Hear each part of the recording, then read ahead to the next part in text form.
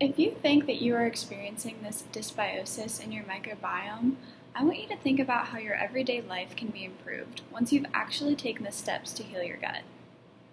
The first thing you probably will notice is that you are sleeping better. Sometimes, even after a long night's sleep, we can still wake up feeling sluggish and fatigued. This is due to poor quality of sleep. The microbiome actually produces and releases the same sleep-influencing neurotransmitters as the brain, such as dopamine and serotonin. It also produces the darkness hormone, which is called melatonin. The second thing that you might notice is that your overall mood throughout the day is a little bit better. This is likely because of the shocking 90% of serotonin that is produced in your gut and not in your brain. If you've been prescribed an antidepressant that is an SSRI or a selective serotonin reuptake inhibitor, you may have experienced some of the common gastrointestinal problems like nausea.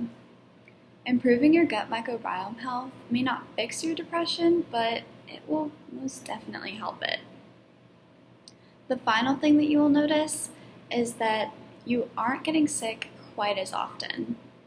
Your microbiome has a huge influence on the activity of your immune system.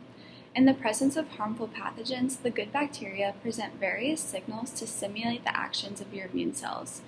And specific strains of bacteria can also work to digest various pathogens, so the more variety in your microbiome, the more viruses you can fight off.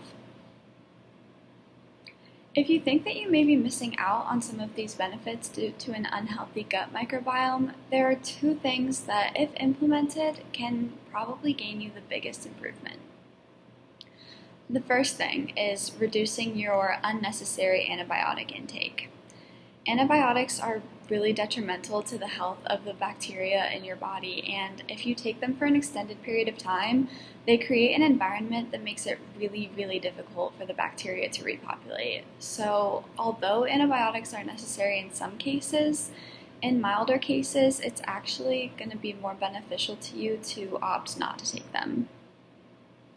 And the second thing is increasing your consumption of foods containing natural probiotics. Eating these foods regularly will introduce strains of good bacteria in your body, which will repopulate in your microbiota and heal the environment in your gut.